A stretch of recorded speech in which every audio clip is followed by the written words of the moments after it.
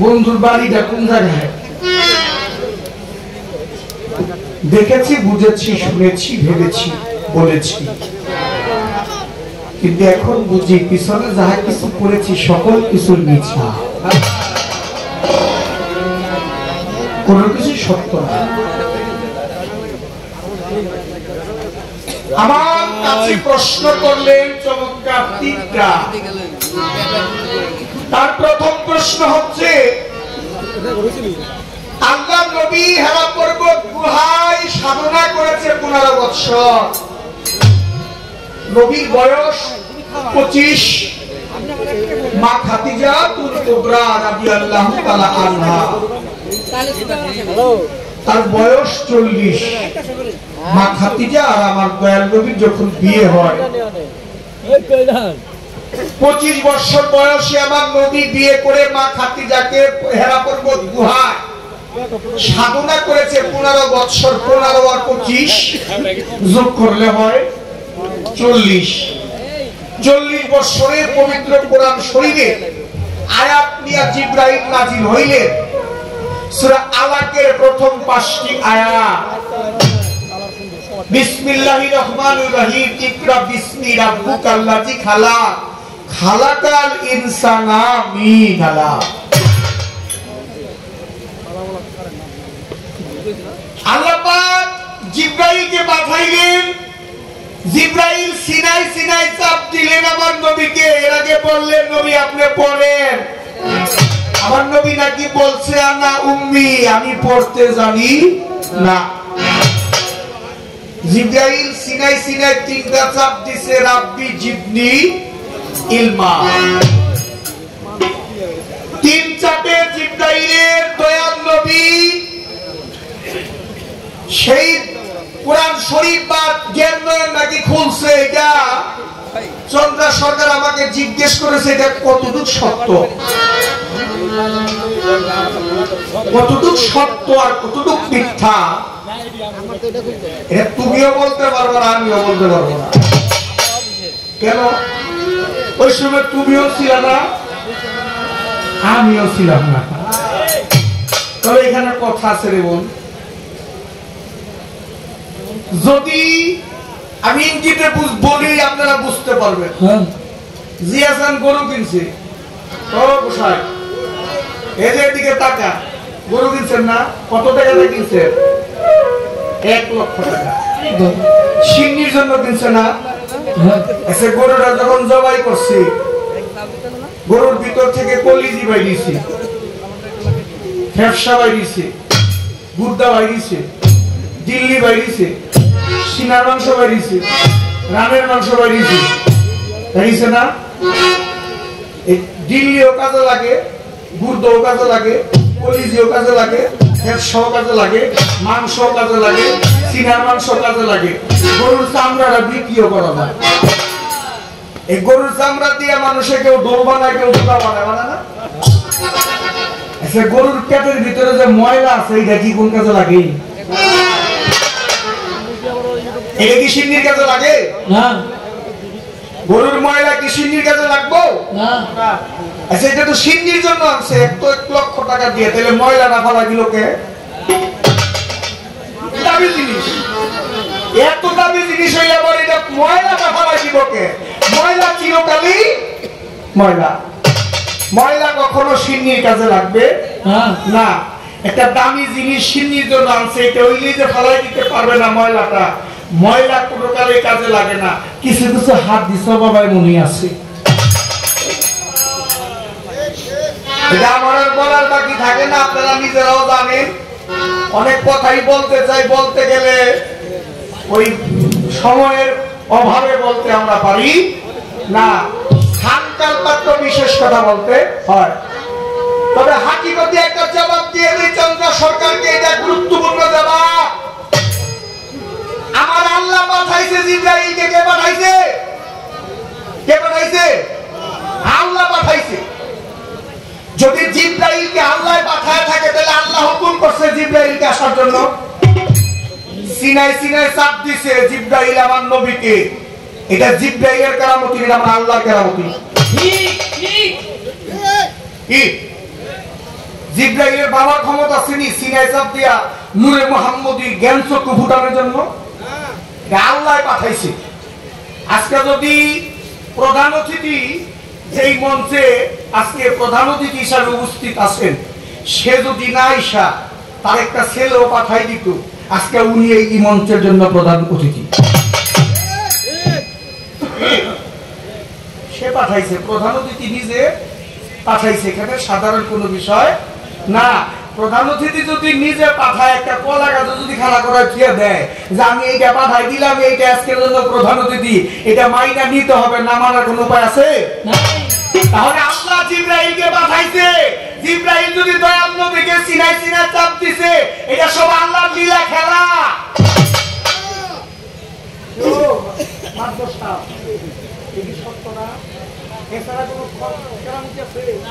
যা কিছু করে আমার আল্লাহ করে। এখন আল্লাহ যদি এটা না করতো, রাসূল যদি হেরা পর্বত গুহায় ধ্যান সাধনা না করতো, কোন প্রয়োজন ছিল রাসূল হেরা পর্বত গুহায় সাধনা করা? সে তো নূরের নবী, তার কোনো সাধনা করার প্রয়োজন আছে? ছিল না, কিন্তু তারপরেও আছে। কেন আছে? উম্মতকে শিক্ষা দেওয়ার জন্য দরকার আছে। জগতে লেখাপড়া যারা করে তারা জানে, কেউ স্কুলে যায় ওই সরু সরাইয়া ক খ এ বি সি ডি শিক্ষা কখনো স্কুলে যায় না। স্কুলে গিয়ে শিখতে হয়, মাস্টার তাকে শিক্ষা দেয়। তাহলে দয়াল নবী পৃথিবীর মধ্যে আছে, আমার আল্লাহ নিজে পাঠাইছে, এটা সমস্ত তাদের লীলা খেলা। জিব্রাইলকে পাঠাইছে, তুমি যাও আমার বন্ধুর সিনাই সিনাই চাপ দাও, আমি হুকুম করছি সিনাই চাপ দিবা, তুমি যা কিছু দাও আমি আল্লাহ দিব।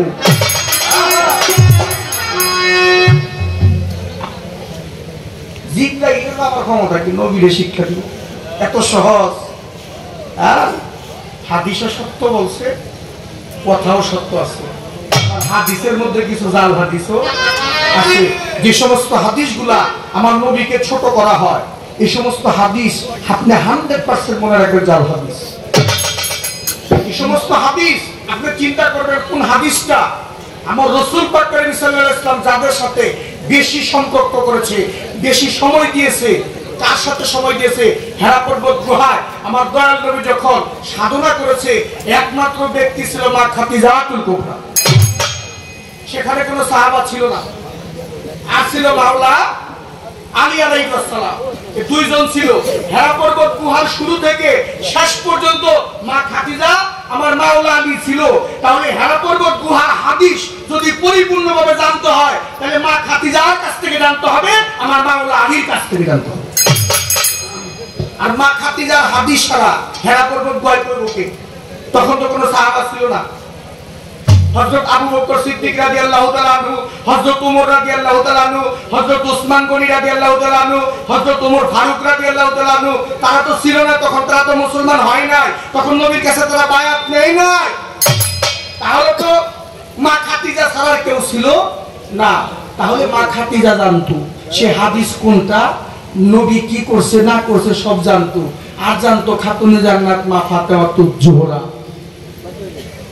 জানতো ইমাম হাসান, জানতো ইমাম হুসাইন, তারা হচ্ছে পাক পাঞ্জাতন। আমার আল্লাহর নবী বলছে, আমার আহলে বায়াতকে যারা ভালোবাসলো না, তারা কোনো কালে আমি নবীকেও ভালোবাসে না, কোনো কালেই না। আল্লাহর নবী বলছে, আলী মিন্নি আনা ওয়া আনা মিনাল আলী, আমি আলী হইতে আর আমার হইতে আলী। হুসাইন মিন্নি ওয়া আনা মিনাল হুসাইন, হুসাইন আমার হইতে আমি হুসাইন হইতে। হাসান মিন্নি ওয়া আনা মিনাল হাসান, হাসান আমার হইতে আমি হাসান হইতে। ফাতেমা মিন্নি ওয়া আনা মিনাল ফাতেমা, আমি হইতে ফাতেমা, ফাতেমা হইতে আমি। তাহলে যেখানে পাক পাঞ্জাতনের প্রতি আপনার চিন্তা করতে হবে, পাক পাঞ্জাতন থেকে কয়টা হাদিস আমাদের মধ্যে আসছে। হযরত আবু যর গিফারি রাদিয়াল্লাহু তাআলা আনহু, তিনি ছিল সাহাবাদের মধ্যে এমন এক সাহাবা ছিল, এক সময় মদিনার মধ্যে আল্লাহর নবী বলছে, আমার আবু যর গিফারি যা বলে তাই সত্য। আল্লাহর নবী বলছে যে আমার আবু যর গিফারি যা বলে তাই সত্য। তাহলে কিছু কিছু হাদিস দেখতে হবে। হযরত আবু হুরায়রা রাদিয়াল্লাহু তাআলা আনহু, একদিন আমার কথা কি বিরক্ত হন আপনারা বাবা? আরে আওয়াজ দিয়ে বলতে বিরক্ত হন? মদিনায় যখন আমার দয়াল নবী মক্কা থেকে মদিনা হিজরতে চলে যান, বাবা যান, যারে যে ভালোবাসে সে যদি বাড়িতে দেশে না থাকে তাহলে তার মনটা কি ভালো লাগে? আমার নবী যখন মক্কা থেকে মদিনায় চলে যায়, আবু হুরায়রা রাদিয়াল্লাহু তাআলা একটু পাগলের মতো হয়ে গেছে। নবী নাই, দেখতে পারে না, ভালো লাগে না, সে মদিনায় চলে গেছে এক কাপড়ে, কাপড় চোপড় কিচ্ছু দেয় নাই, সব ছাইরা দিয়া মদিনায় চলে গেছে আবু হুরায়রা রাদিয়াল্লাহু তাআলা। গিয়া খেজুরের পাতা দিয়া একটা বৃক্ষ তৈরি করেছে। ওই খেজুরের পাতা দিয়া একটা বৃক্ষ তৈরি করেছে। ওই বৃক্ষে ঘরের মধ্যে ওই একটা ঘর তুলেছে, ঘর খেজুরের পাতা দিয়া একটা ঘর তুলেছে। ওই ঘরের মধ্যে আবু হুরায়রা থাকে। আর একদিন দয়াল নবী আয়েশা আবু হুরায়রার ঘরের মধ্যে উঠেছে। আবু হুরায়রা নবীকে দেখা পাগলের মতো হয়ে গেছে। কতদিন পরে আমার নবীর সাথে দেখা আবু হুরায়রা। যখন ওই নবী ঘরের মধ্যে প্রবেশ করেছে, আবু হুরায়রা কি করব এটাই বুঝে না। মানে যাকে দেখলে হৃদয়ে কোনো ভাষা থাকে না বলার জন্য, কেমন জানি হয়ে গেছে। আমার নবী ঘরে গিয়ে দেখে আবু হুরায়রার ঘরের মধ্যে বড় একটা পাথর। বুঝে জায়নামাজ পড়ি না, জায়নামাজের মধ্যে নামাজ পড়ি না, এই জায়নামাজের মতো একটা পাথর। আমার নবীকে আবু হুরায়রা এটা কিসের পাথর? বলে আল্লাহর নবী, এখানে আমি নামাজ পড়েছি বিগত 12 বছরের উপরে। আমার নবী সাহেব পাথরের উপরে জায়গায় জায়গায় ক্ষত হয়ে গেছে, দাগ পড়ে গেছে। আমার নবী একটা হাসি দিচ্ছে।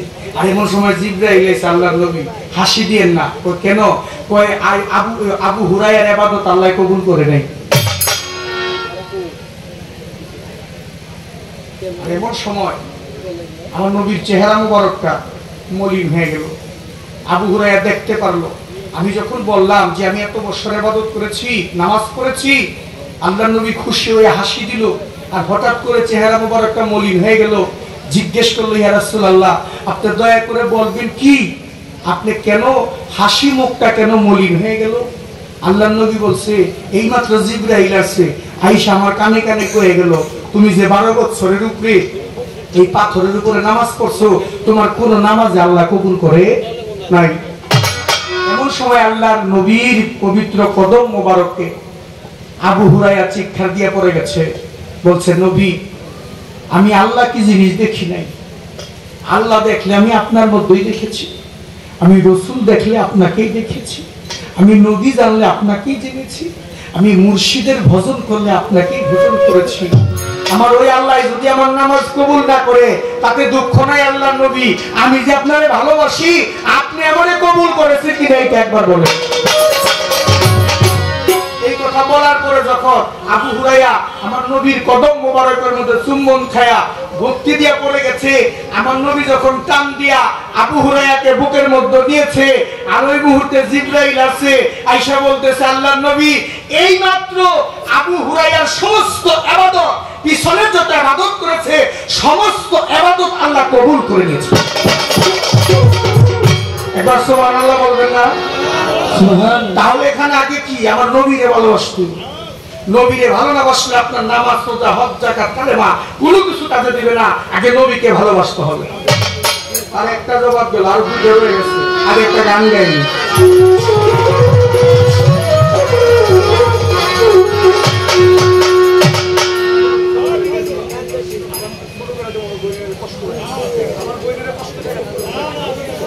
ছোট করে আরে আমগুলো আছে আগুন দেবা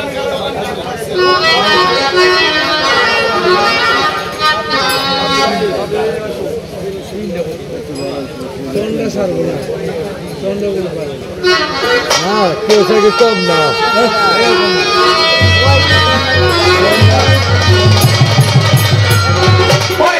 আদম মুসা ইব্রাহিমে পাগল আমার আল্লাহর প্রেমে, আদম মুসা ইব্রাহিমে পাগল আমার আল্লাহর প্রেমে, আদম মুসা ইব্রাহিমে পাগল আমার আল্লাহর প্রেমে। আল্লাহ কয় আমি নিজেই মুহাম্মদের দিওয়ানা, আল্লাহ কয় আমি নিজেই মুহাম্মদের দিওয়ানা, আল্লাহ কয় আমি নিজেই মুহাম্মদের দিওয়ানা। নবী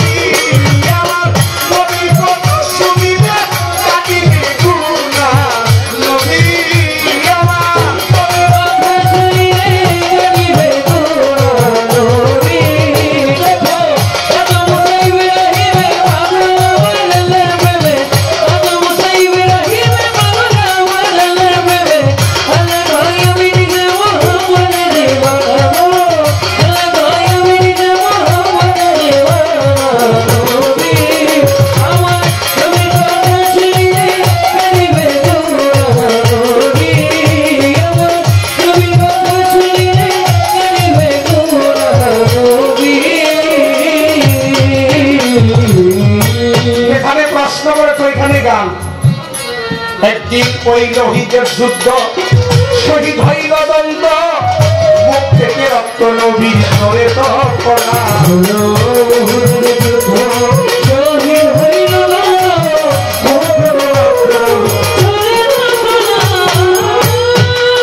ওই একদিন ওই লোহিতের যুদ্ধ শহীদ হইল দ্বন্দ্ব মুখ হইতে রক্ত নবীর ধরে তপনা শিশিতে বইয়া আনাসকে ডাকিয়া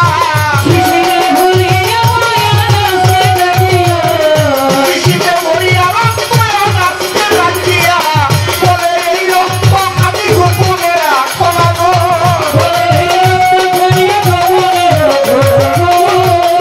এই রক্ত আমি গোপনে রাখো না নবী নবীর কথা শুনিলে কাঁদিবে গো নবী নবীর কথা শুনিলে কাঁদিবে গো নবী ও নবী ও নবী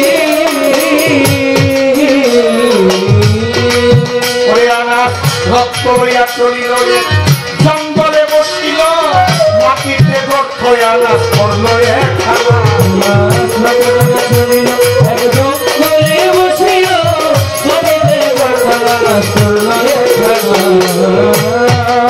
ওরে আনাস রক্ত বইয়া চলিল জঙ্গলে বসিল মাটিতে গর্ত আনাস করল এক খানা কৃষি গর্তে রাখিয়া আনাস ভাবিয়া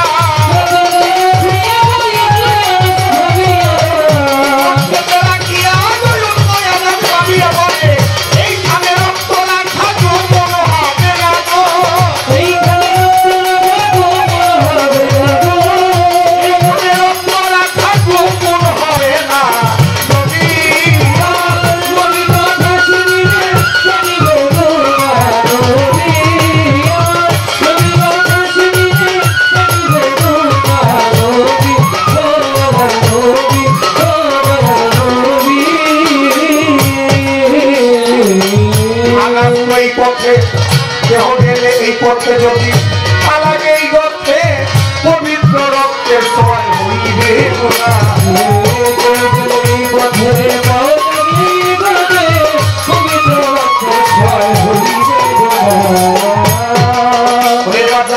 দেহ গেলে এই পথে যদি পালাগে এই গর্তে পবিত্র রক্তের সয় হইবে গোনা আমার এই কথা ভাবিয়া শিশির মুখ খুলিয়া এই কথা ভাবিয়া আমার শিশির মুখ খুলিয়া রক্ত খাইয়া আমার হইল রওনা গো রক্ত খাইয়া আমার হইল রওনা নবী আমার নবীর কথা শুনিলে কাঁদিবে গো নবী নবীর কথা শুনিলে কাঁদিবে গো নবী ও নবী ও নবী ওরে আমার গেল নবীর ভাগে নবী কয় আমাদের রক্তগুলি কোথাকারে রাখছো বলো না গেল নবীর ভাগে নবী কয় আমাদের রক্তগুলি কোথায় রাখছো বলো না গেল নবীর ভাগে নবী কয় আমাদের রক্তগুলি কোথাকারে রাখছো বলো না এই কথা ভাবিয়া শিশির মুখ খুলিয়া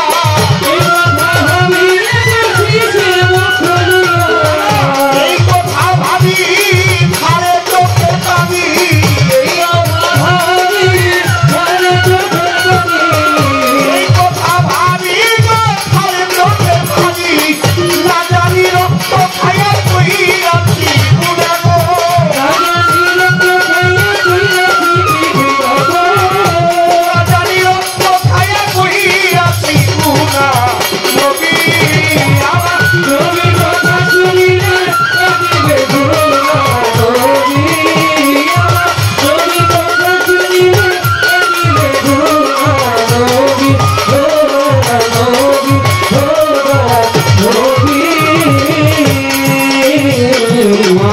আনাস কয় পয়গাম্বর রেখেছি পেটের ভিতর এই উদর ছাইরা পুতন বুঝা পাইলাম না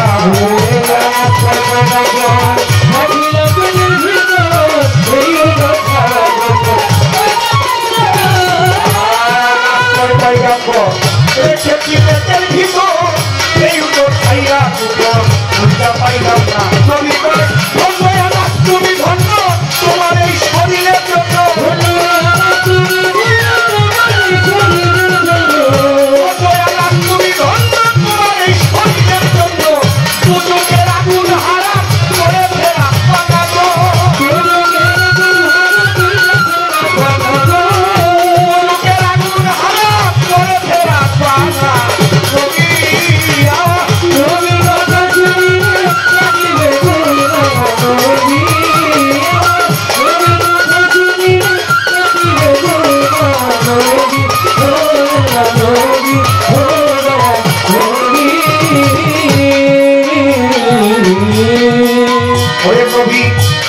মুখের থুতু যদি কেউ আঘাত পাইতো আঘাতের থুতু লাগাইলে আঘাত হইত না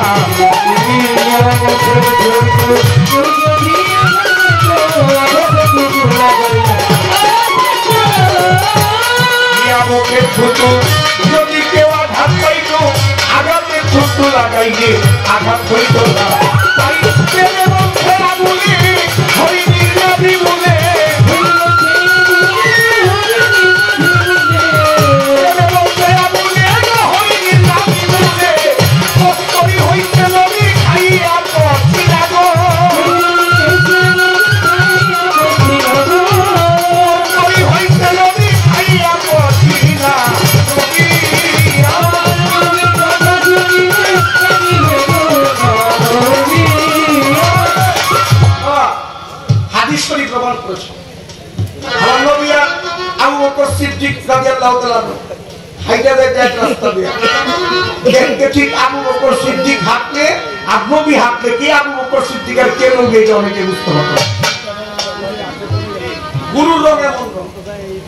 তারপর একজনকে একজন সাহাবাকে আমার নবীর চেহারা মতো দেখা যায় সে হুদের ময়দানে শহীদ হয়েছিল তার নাম ইবনে আবু বকর মুহাম্মদ অর্থাৎ আবু বকরের ছেলে দেখতে আমার নবীর মতো ছিল তার নামও ছিল মুহাম্মদ তিনি হুদের ময়দানে শহীদ হয়েছিলেন তার প্রশ্ন উহুদের ময়দানে একজন নিষেধ করছে যে তোমরা শেষ হয়ে গেছে মুহাম্মদ মরে গেছে মুহাম্মদ শহীদ হয়ে গেছে তোমরা যার যার মতো চলে যাও সাহাবারা যখন চলে যাওয়ার জন্য রেডি হইছে আরেকদিকে একজন আইসা কইতেছে না তোমরা জায়গায় থাকো আমার দয়াল নবী শহীদ হয় না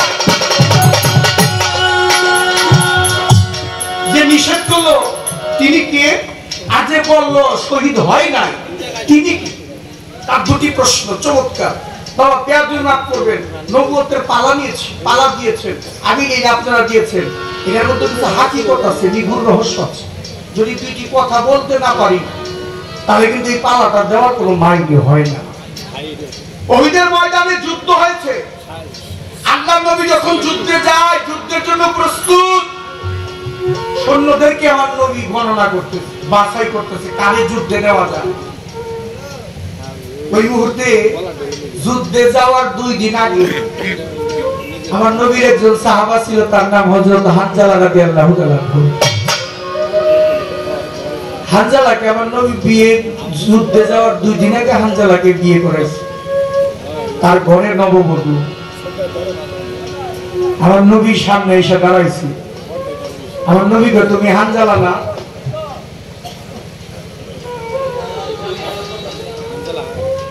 আমার নবী বলে তুমি হানজালা না হানজালা বলে জি হুজুর আমি তো হানজালা তো তোমার না 2 দিন আগে বিয়ে করাইছি জি হুজুর তোমার স্ত্রী কোথায় ঘরে তুমি কই যাইবা আমি যুদ্ধে যাব আমি আপনার সাথে যুদ্ধে যাব আমার নবী কয় হানজালা তুমি কি পাগল হয়ে গেছো তুমি কি জানো এই যুদ্ধে গেলে তুমি ফিরে নাও আসতে পারো তুমি যখন যুদ্ধে যাবে এই যুদ্ধে গেলে তুমি ফিরে না আসতে পারো তাহলে তোমার ঘরে যে তোমার স্ত্রী আছে মাত্র 2 দিন হয়েছে তোমাকে বিয়ে করাইছি সেই নারীটার অবস্থাটা কি হবে তুমি একবার ভাবছো বাজার বেদবি বাপ করবে লাল বেনারসি কাপড় পরে বাবার ঘর থেকে স্বামীর ঘরে আসে। আর যখন এই স্বামীর ঘর থেকে পরম স্বামীর ঘরে যায়, তখন সে সাদা মার্কিন কাপড় পরে যা। আসার সিরিয়াল আছে জগতে, যাওয়ার কোনো সিরিয়াল নাই। বাবার আগে ছেলে যায়, বাবার কাঁধে ছেলের লাশ উঠে, বড় ভাইয়ের আগে ছোট ভাই চলে যায়, বড় ভাইয়ের কাছে ছোট ভাইয়ের লাশ উঠে। যাহা হওয়ার কথা না তাহাই হয়, এটা বিধির বিধান, এইটাই বিধির খেলা। হানজালা বলতেছে, নবী আমার তো ভালো লাগে না, আমি ঘরে যাব না। কেন যাবে না তুমি? না, আপনি যুদ্ধে যাবেন না। যুদ্ধ কি তুমি করেছো কোনোদিন? কয় না। তলোয়ার চালাইতে পারো? কয় না। ঢাল ধরতে পারো? কয় না। তো তুমি যুদ্ধে গিয়ে কি করবা? হানজালা দুই চোখের পানি ছেড়ে দিয়ে বলে, আল্লাহর নবী আমি এই হাত দিয়ে কোনোদিন তলোয়ারও ধরি নাই, আমি কোনোদিন ঢালও ধরি নাই, আমি কোনোদিন যুদ্ধ করি নাই। তবে আল্লাহর নবী আমি এটা করতে পারবো। আপনি যখন উহুদের ময়দানে যাবে, কাফেররা যখন আপনার বুক দিক লক্ষ্য করে, বুকের দিক লক্ষ্য করে যখন তীরটা মারবো, আমি হানজালা আর কিছু না পারি, আমি আপনার আগে গিয়ে আপনার সামনে দাঁড়াই আমার বুকের মধ্যে ওই তীরটা দেনা দিতে পারি।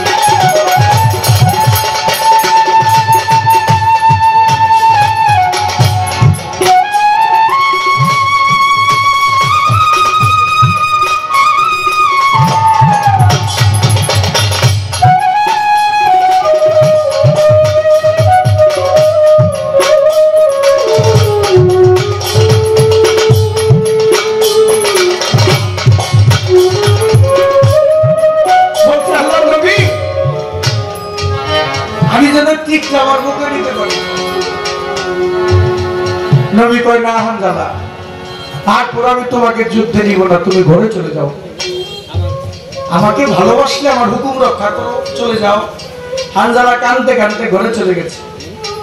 রাত্র যখন গভীর হয়েছে না, স্বামী স্ত্রী ঘরে শুয়ে আছে, আর এমন সময় কে যেন আইসা মদিনার বুকে ডাকতেছে, হে মদিনাবাসী, তোমরা কি ঘুমায় গেছো? তোমরা কি জানো উহুদের ময়দানে আমার দিনের নবী শহীদ হয়ে গেছে?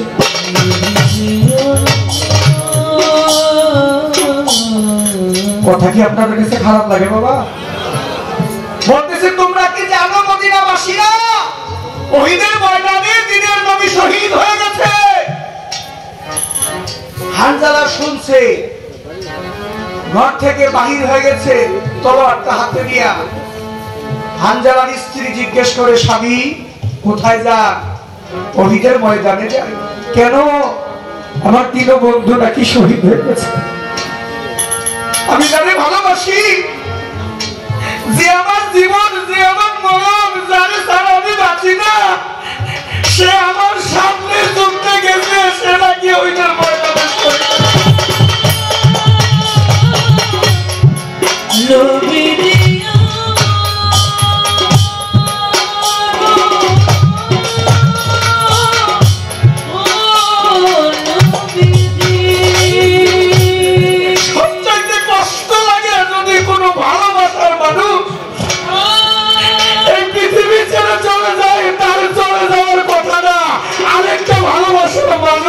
জানতে পায়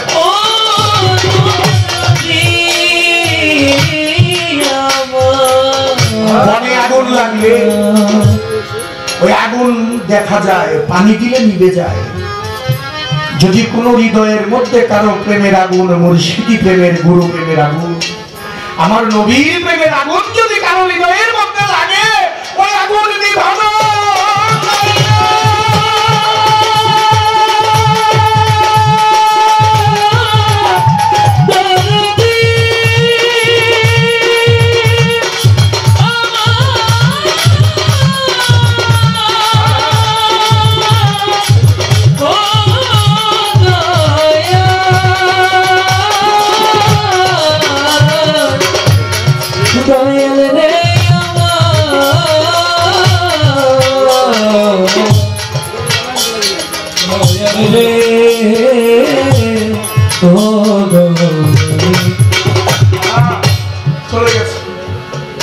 স্ত্রী বলে, স্বামী পাগল হয়ে গেছে, আজকে স্বামী স্ত্রীর মধুর মিলন হয়েছে, এখনো ফরজ গোসল করেন নাই। আপনার তো জাহান্নামে যাবেন যদি শহীদ হয়ে যান। হানজালা কই আমি জান্নাতে আর জাহান্নামকে কি করব, যারে আমি ভালোবাসি সেই যদি দুনিয়াতে না। হানজালা চলে গেছে শহীদের ময়দানে, যুদ্ধ করতে করতে শহীদ হয়ে গেছে হানজালা। যখনই হানজালা শহীদ হয়ে গেছে, ভোরবেলা রাসূল লাশ গণনা করতেছে, সেদিনকে 70 জন সাহাবা শহীদ হয়েছিল শহীদের ময়দানে। ভোরবেলা যখন লাশ গণনা করে, আর ওই একজন মহিলা গিয়া মাঠের চতুর্দিকটা ঘুরতেছে আর কি যেন খুঁজতেছে। আমার নবী জিজ্ঞেস করেছিল, মা কে তুমি? ভোরবেলা ঈশা শহীদের ময়দানে ঘুরতেছো। ওই মহিলা বলতেছে, নবী আমি না আপনার হানজালার স্ত্রী, আপনি না যুদ্ধে আসার 2 দিন আগে বিয়ে করাইছেন আমাদের দুজনকে। নবী আপনার পাগলটাই যখন শুনছে আপনি দুনিয়াতে নাই, আপনি শহীদ হয়ে গেছে, একটা চিৎকার দিয়া ঘর থেকে বাহির হয়ে চলে আসছে। আল্লাহ নবী এখনো পর্যন্ত আপনার পাগলটাই ঘর নাই।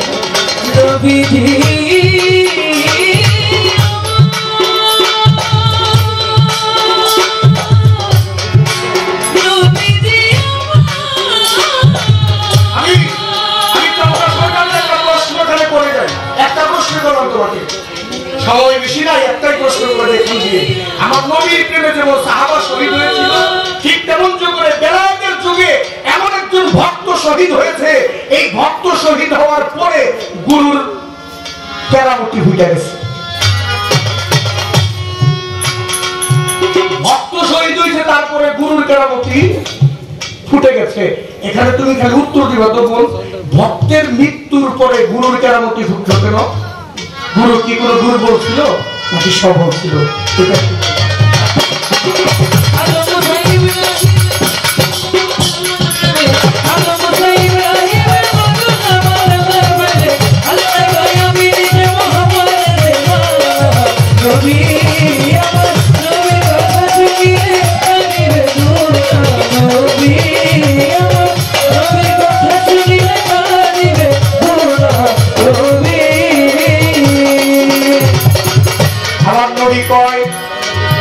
তুমি কান্দ কেন? কই আপনার হানজালার ঘরে যাই না। ওই পুরা উহুদের মাঠটা ঘুরছে, হানজালার লাশ আর খোঁজে পায় না। জগতে শুধু ভক্তেরা গুরুর জন্য কাঁদে না বাবা, গুরুও কিন্তু ভক্তের জন্য কাঁদে। ভক্তের কান্নাটা জগতের মানুষ দেখে, গুরুর কান্নাটা জগতের সবাই দেখে না। অনেক সময় দেখবেন মা যখন ব্যথা পায় মা কাঁদে না, সন্তান যখন ব্যথা পায় তখন মায় কাঁদে। বাবা যখন ব্যথা পায় বাবায় কাঁদে না, সন্তান যখন ব্যথা পায় বাবায় কাঁদে। বাবার পেটের মধ্যে মাছের মাথা দিয়ে দেখে ছেলে যদি মাছের মাথা পেটে না থাকে, ওই বাবাই নিজে না খায়া সন্তানকে খাওয়া। জগতে এমন বিষয় বাবা, সন্তানের বাবা মা সন্তানের যে প্রেম, এই প্রেম বোঝার কোন সাধ্য নাই। ঠিক তেমন করে জগতের মধ্যে নবীকে যারা ভালোবাসতো, নবীর জন্য যারা শহীদ হয়ে গেছে, জীবন দিয়ে গেছে, তাদের প্রেমও বোঝার কোন সাধ্য। আমার আল্লাহর কাছে আমার নবী সেজদা দিয়ে পড়ে গেছে, মালিক ওহিদের ময়দানে তুমি আমার রক্ত ঝরাইছো, আমার সাহাবাদের রক্ত ঝরাইছো, তাতে দুঃখ নাই। আমার হানজালা কোথায়? আমার হানজালাকে আমি দেখতে চাই। আমার হানজালাকে না দেখলে আমার ভালো লাগবে না। আমার আল্লাহ জিবরাইলকে বলে, জিবরাইল আমি তোমারে দেখব না।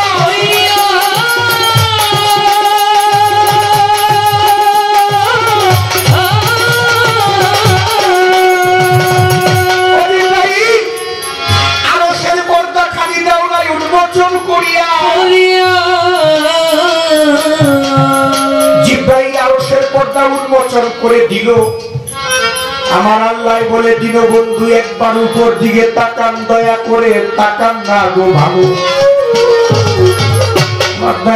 একবার উপর দিকে তাকায় লক্ষ্য করে চাই তার বান্দার আল্লাহকে আল্লাহ নিজে 70,000 ফেরেশতাদেরকে নিয়া গোসল দিয়া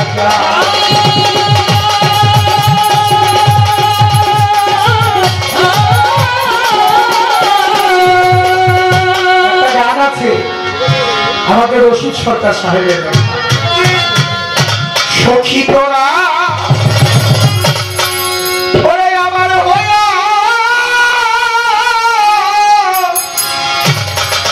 জিয়াচান একবার বলিস বন্ধুর কাছে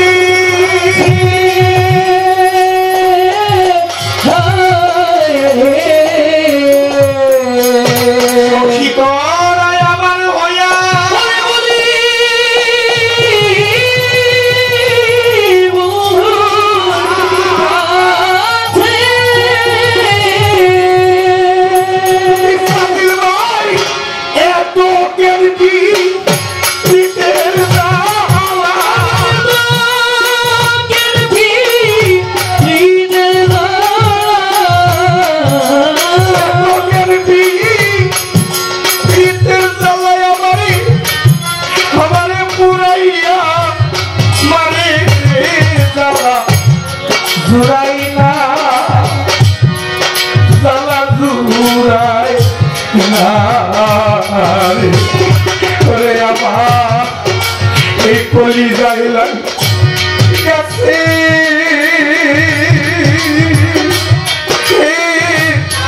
আগুন রে জ্বালায় আমার জুড়াই না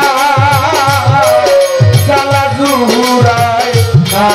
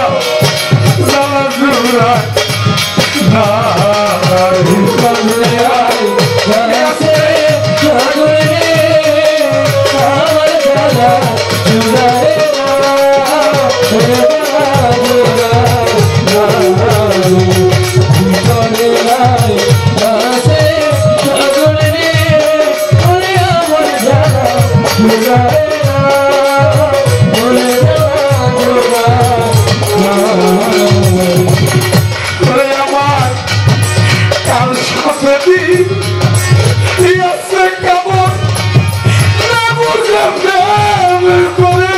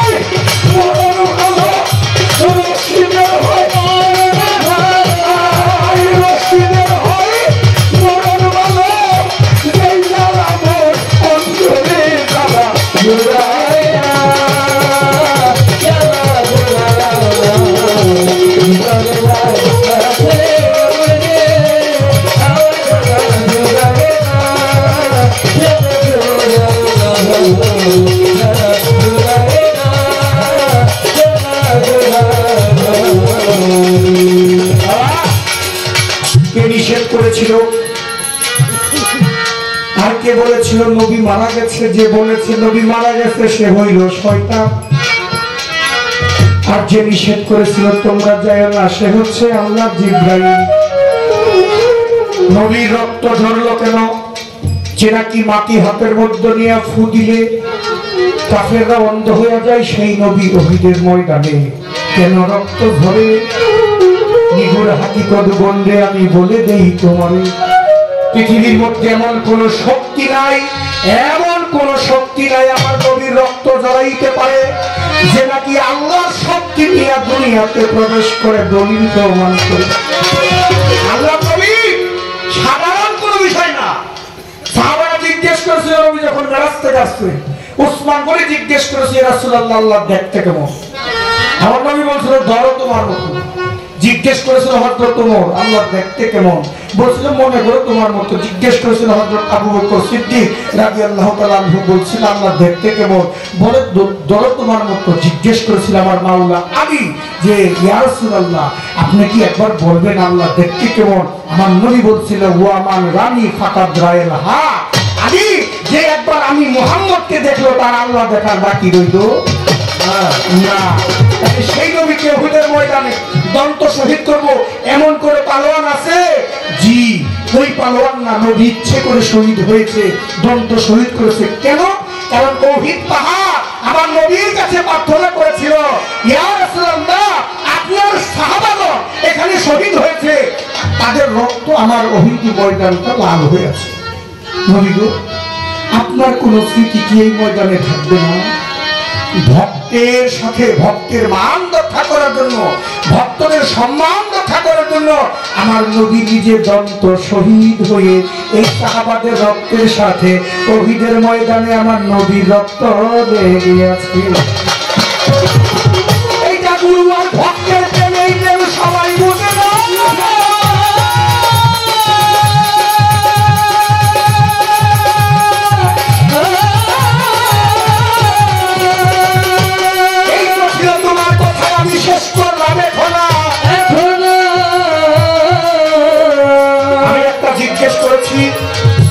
আর ছোট্ট করে আরেকটা জিজ্ঞেস করে আমি বসে করবো।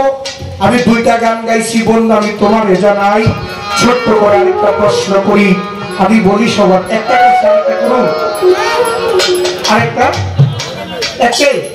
আচ্ছা শোনো, তুমি যে দিক উত্তর দিয়ে দিচ্ছি, আমি একটা করছি, আমার কিন্তু করো না যে ভাই আমার একটা প্রশ্ন করবো, তারা নিষেধ করছে আমার করার জন্য, তার জন্য একটা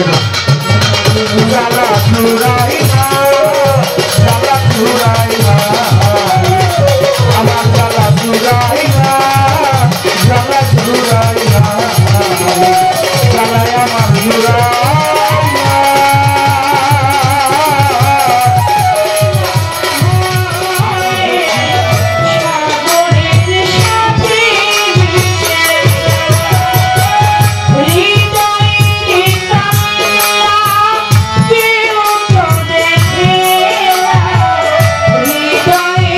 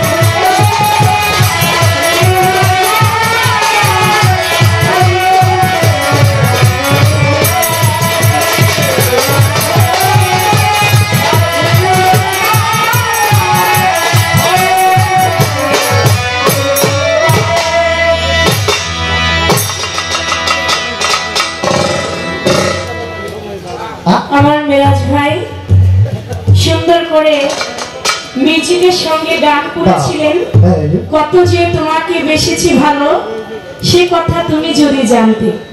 আমারও তো একটা মিউজিকের পাশে গান রাখতে হয়। মুছবে না কোনোদিন হৃদয়ে লেখা নাম, ভালোবাসি আমি যারে, পাথরে লেখা নাম হয়তো মুছে যেতে পারে। আমার এই মিউজিক গানে আমার নাগর চাঁদের একজন ভক্ত আমার কাউসার ভাই 100 টাকা দিয়ে আমাকে ভালোবাসা জানিয়েছে। ভাইয়ের প্রতিও সালাম শ্রদ্ধা, ধন্যবাদ।